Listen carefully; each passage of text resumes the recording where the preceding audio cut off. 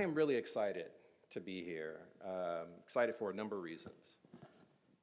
One of the reasons I'm excited is because I am a trained criminologist.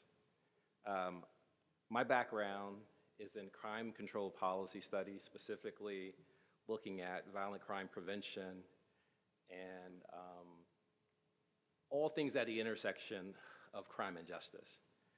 And so you might ask yourself, well, how did you get to HUD, right? How did you get to housing and urban development? I know, I get that a whole lot, and it's a long conversation. The bar opens, I think, starts serving drinks like now, so right after this we can go and talk about it. But as it was already mentioned, I'll get to all of these things because I want you to really kind of understand the intersectionality of housing and community development to include climate disaster work, the quality of homes that folk live in, and some of the things that you study, some of the things that you're working on. And so as was already mentioned, my role is one of leading evaluations and demonstrations at the U.S. Department of Housing and Urban Development.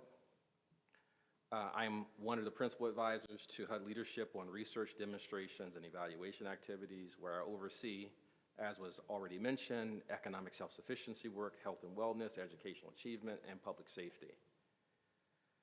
I also work on areas of housing discrimination, already mentioned homelessness, aging in place, all those things. And as of late, what might be of interest to you all is that I'm working with the White House Office of Gun Violence Prevention and making our streets safer. The work with the Office of Gun Violence Prevention is taking me back to my professional roots. As I mentioned, I'm a formerly trained criminologist and urban sociologist. But it's taken me back to my roots in terms of conducting research, evaluations, and policy development for a federal community supervision agency. So I worked standing up a research shop within the federal community supervision agency, so probation parole. I also served as research coordinator at the University of Pennsylvania's Feld Center of Government and the Jerry Lee Center on Criminology, again, a criminologist by training. I was a research associate at the Urban Institute, the Justice Policy Center there, where I first got a taste for the intersectionality of justice policy and all types of other policies with the 10 research centers that it has there, including education, income benefits, the list goes on and on and on. And also being on loan to the Executive Office of the Mayor of being on loan to the Executive Office of the Mayor of the District of Columbia, Mayor Tony Williams, where I stood up his research shop for the portfolio of public safety agencies. So in all of these positions, I focused in terms of developing multi-sectoral, multidisciplinary responses to crime and delinquency, and the evaluation of crime control policies, community policing practices, community violence interventions, and place-based prevention interventions to combat crime and delinquency. And so I go back to the question, so how did I get to HUD, right? Well, housing is a powerful determinant of successful reentry. If you are interested in reentry, the very first thing we talk about is a three-leg stool: housing, addiction prevention, employment. Housing is a powerful prescription for a number of things. Where one is housed is a powerful determinant of criminal victimization. Where you live determines your probability of being victimized. We all know that. Community development is a powerful antidote for crime and violence. You don't have to believe me. A whole group of doctors from the University of Pennsylvania, from Camden, are working in this space, which got me really excited about it, right? Looking at who's coming into the ER. Who's coming into the ER? Where do they live? And literally being able to pinpoint where people live and connecting it to the reasons that they're coming into the ER. More specifically, the group of Pennsylvania, in Pennsylvania at the University of Pennsylvania Hospital, looking at the use of community development block grant dollars, some of the most flexible grant dollars that HUD has, in terms of making those dollars available, or that funding available, to do things like cleaning and greening of vacant lots that has been known to reduce crime and violence around the areas where those lots have been cleaned. right? So you can start to see the intersectionality there. Just imagine taking your 911 data, overlaying that, vacant lots, abandoned cars, right? Abandoned houses, and then figuring out how to connect with the folk who control the community development block grant dollars, some of the most flexible community development dollars in any city, and say, hey, we have a problem here. See the visual, see the map? You have the money. Here's the research literature showing that if you make a $5,000 investment in cleaning and greening, if you make a $10,000 investment in addressing this abandoned house, we might be able to reduce crime. So it's those types of things that got me really interested in going to HUD. Now, while I spent my first 20 years of my professional career studying social and structural determinants of crime, I've spent the last 10 years investigating the various ways that housing and community development serve as a platform for public safety, educational achievement, stable employment, health and well-being, and so many other important outcomes that I and you are interested in. You don't have housing out there on that display. I would encourage you to start thinking about housing, as was mentioned, because housing is a clearly definable determinant of many of the outcomes that you're interested in. I would probably hazard a guess that if you look at your 911 data, if you look at your lockup data, if you look at your arrest data, there'll be some glaring patterns there as it relates to housing and community development. If not, call me up. I'd be happy to scrub in with you. I am a data geek, and so this presentation will have a large data bent to it. But I say that in all earnest. I work with communities across the country. I work with 15 communities right now who are CDBG grantees, Choice Neighborhood grantees, helping them identify strategies to prevent gun violence in their communities. We have a community of practice. We meet quarterly, and we address these issues. My role is just to facilitate the discussion, bring smart people to the table based on what their recommendations are, like the things that they want to learn about, and then have them talk to each other after the smart person that I've invited does the framing conversation. Two of our most recent discussion was about how do we deal with trauma-informed reentry. So I brought someone with lived experience who is running a trauma reentry program to talk to the 15 communities so that they can ask them questions about how they stand that up in their, in their community. The conversation before that was a conversation with folk who are developing or implementing community violence interventions, to include an ER doc who is doing hospital-based violence intervention programs. You want to learn more about that, be happy to talk with you about that offline.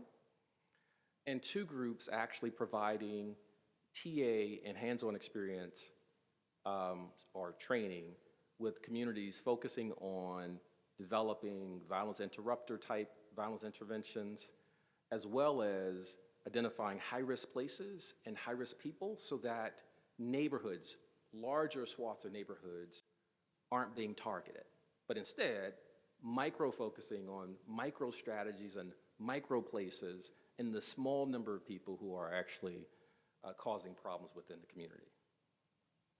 Now, consistent with IJIS conference theme, the value of collaboration in time of crisis, keeping in mind increased violence, substance use disorders, mental health issues, world events, the growing mistrust of public servants, probably they're talking about me, homelessness, and so many other challenges that actually confront our communities. My professional growth and development, and I'm certain yours as well, has and continues to benefit from meaningful collaborative relationships to keep communities and their residents safe, irrespective of the social, economic, and demographic makeup of those communities. Now, with this as a backdrop, my transition to HUD seemed like a natural progression, right? Seems natural. But I guess I can tell you, I was just kind of tired of my job. I was tired of my job and looking for something. No, that's not the case. There were some things that they were doing at HUD that we couldn't do, and we don't do all that well in the justice space. We don't do randomized control trials often in the criminal justice space, right? There are problems with that. There are challenges that we face getting that work done. But at HUD, there was a lot of that being done, and I figured that that was a place where I could focus on place-based initiatives and trying to understand how to prevent crime and do some of the most rigorous research known to us, right? And so I was able to do that. Now, just as a one-on-one on HUD really quickly, HUD is a cabinet-level agency responsible for administering programs that provide housing and community development assistance to state, county, and local governments and tribes. HUD also works to ensure fair housing and equal opportunity for all. And HUD is responsible also for providing support to communities as they recover from natural disasters. So that's HUD in a nutshell. Our mission is to create strong, sustainable, inclusive communities and quality, affordable homes for all. Now, who do we serve? I think that this is probably some of the most useful information to you. Who do we serve? We serve about 9 million individuals through our tenant program, our tenant-based program. That is our housing assistance program, our subsidies. That is in 4.5 million households, and they receive an annual rent subsidy from HUD, paid monthly. Across all the HUD programs, 39% of households are non-elderly, non-disabled, and 40% are elderly, and 20% are non-elderly disabled. So 40% are elderly, and 21% are non-elderly but disabled. So if you had a notion or had in your mind that HUD is serving folk who are very capable and willing, just know that 7 out of 10 folks served by HUD are seniors or folk who are disabled and likely unable to work.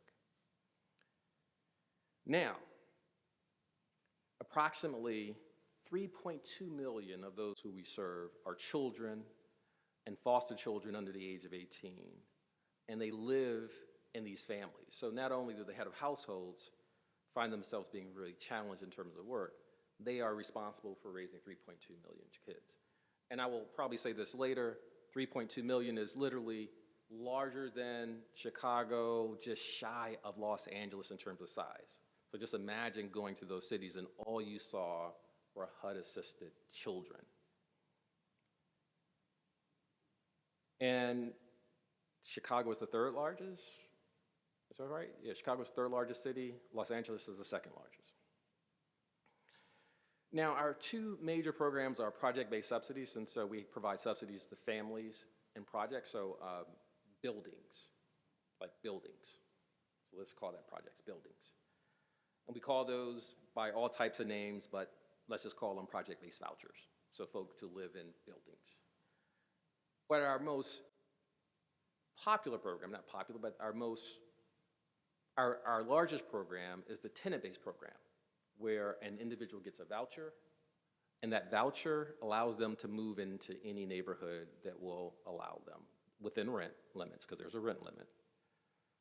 The problem is that discrimination abounds, and so they face many challenges trying to use their voucher, and in many cases they are unable to use their voucher because folk won't lease to them. And in many cases, the folk not leasing to them are violating the Fair Housing Act. Now, the things that you should know about HUD, again, we serve about 4.5, 4.6 households. That has remained stable over time. So for the last 2 decades, it's been somewhat stable. Subsidy is moving from projects like public housing and other buildings to tenant-based. So we're giving folk vouchers and allowing them to go live where they want to live. Creating some challenges because of discrimination based on source of income.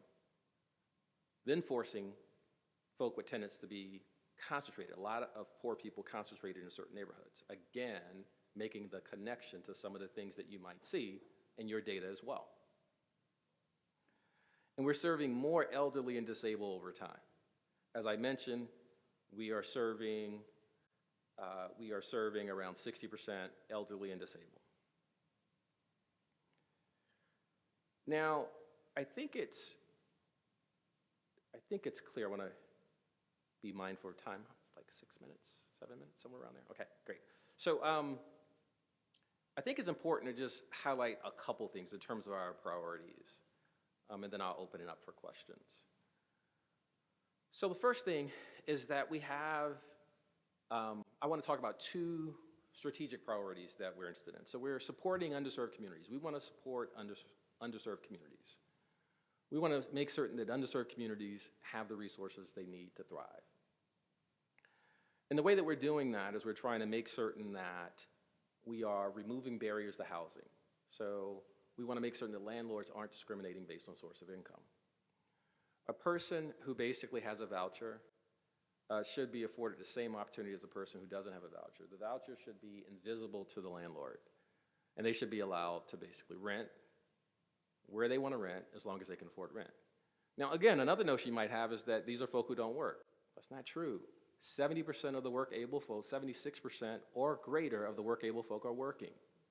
It just so happened they might not have the skills to be working in high-paid jobs, and so they work more, right? So they work a full-time, a part-time, 2 part-times, and a side hustle, right? They do what it takes to basically pay their rent. So we make certain that we want to serve those communities by removing any signs of discrimination based on source of income, based on race, based on gender identity, based on disability, or any other factors that should not come into play. We want to make certain that we are also advancing housing justice. And what that means is that we want to make certain that we identify folk who are living in substandard housing and hold those landlords accountable. We learned from our American Housing Survey that we administer every 2 years what worst-case housing needs look like, right? These are unassisted households who are spending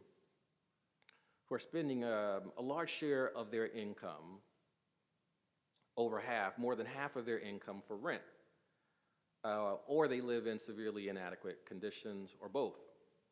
And according to our most recent survey, about 7.8 million folk either spend more than half of their income on rent or they live in substandard housing.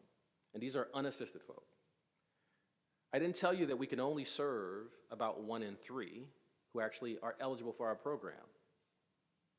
So of those who aren't eligible, who are eligible for our program not being served, most of them are spending more than 50% of their rent, of their income on rent.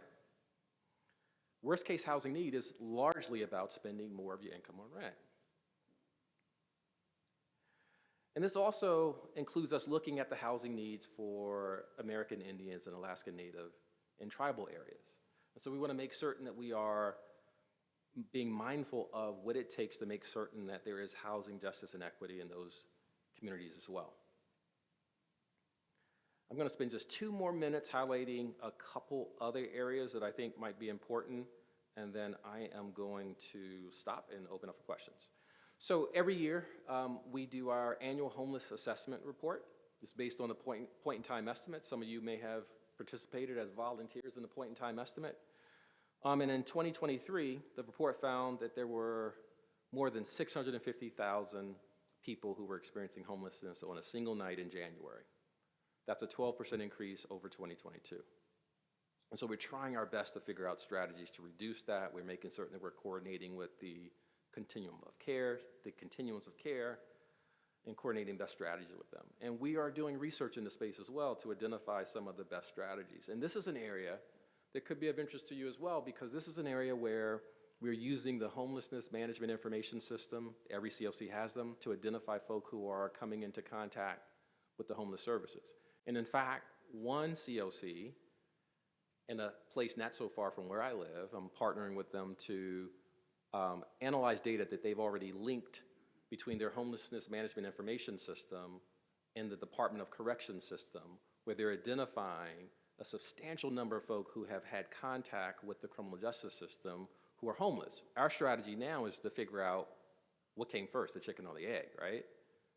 Like, are they homeless because of continued repeat criminal justice contact, or are they coming into the justice system as a fact of being homeless? So we're trying to figure that out and come up with a way of understanding the trajectory and the spells and the episodes there.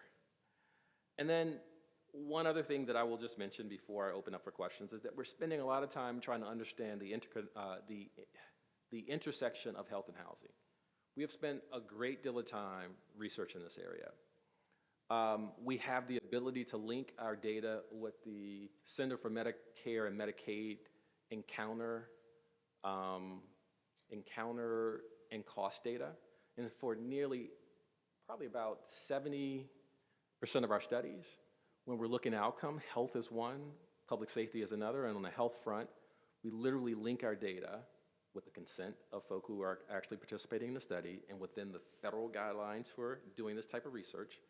We link our data to find out what are the health encounters of folk who we house, to include those who come into contact with the continuums of care. And we're identifying the costs and the types of conditions that they're experiencing. Again, great opportunities for thinking about ways of expanding some of your data resources, linking data across systems so that you can identify whether there is connection, whether there is intersectionality that you might want to address as well. And I'll stop there because I can go on and on and on. And we are at 11:15, so I'll stop there and take some questions.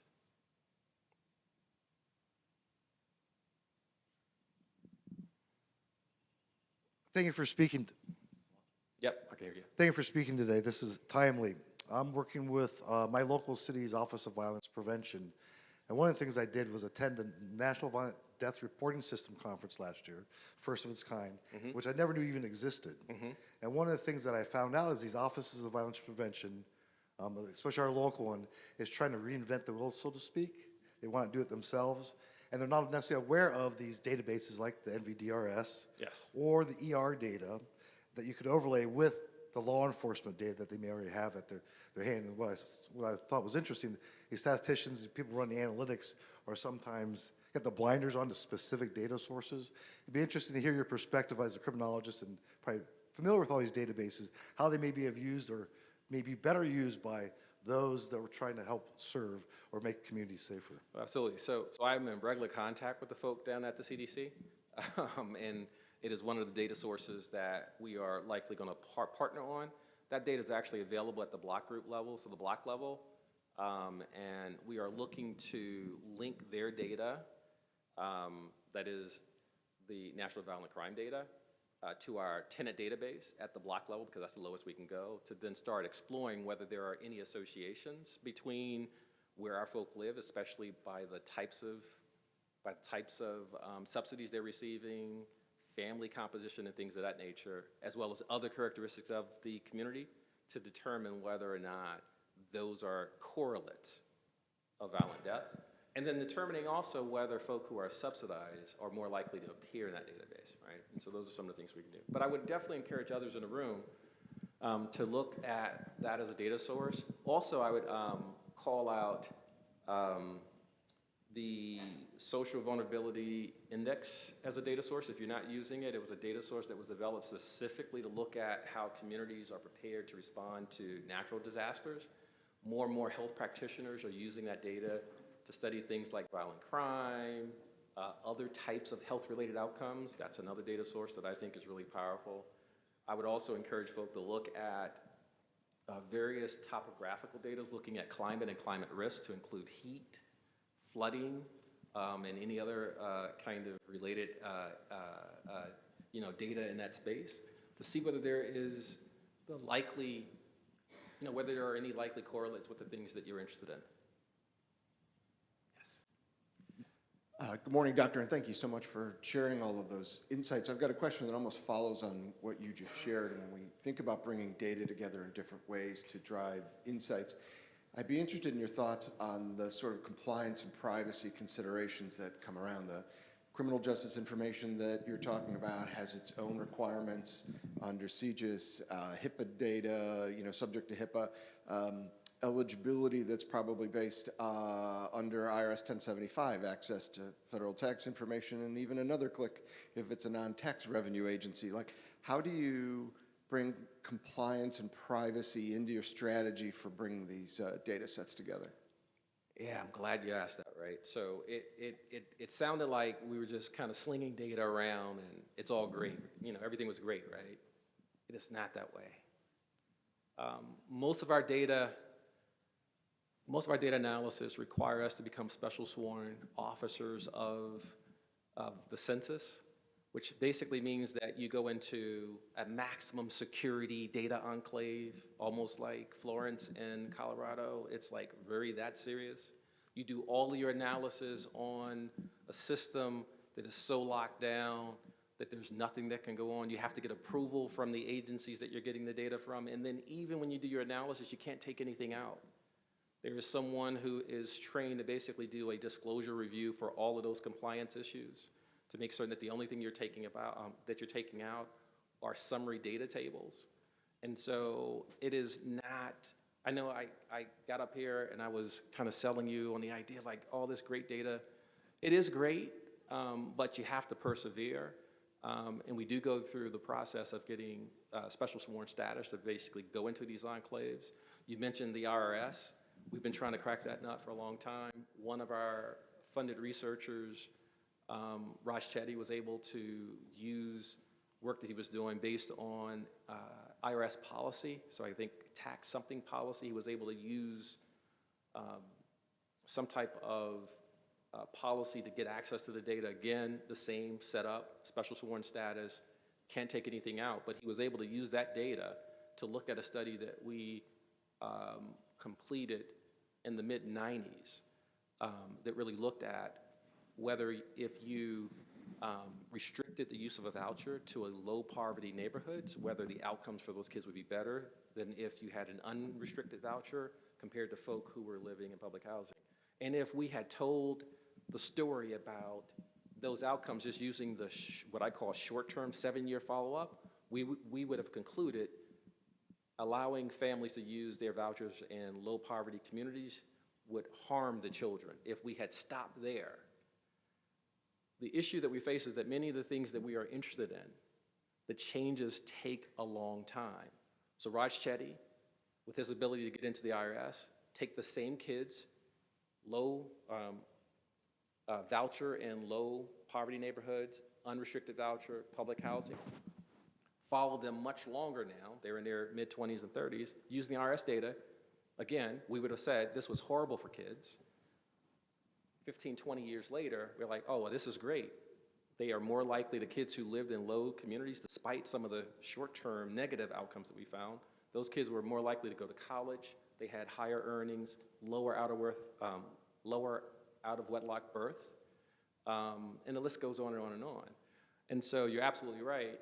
There is value in linking these administrative data despite many of the policies that are in place, but the federal government has procedures in place to make certain that you can access them. It's just very difficult, and I would encourage any of you all who are interested in this work to just persevere. It's worth it. It is really worth it.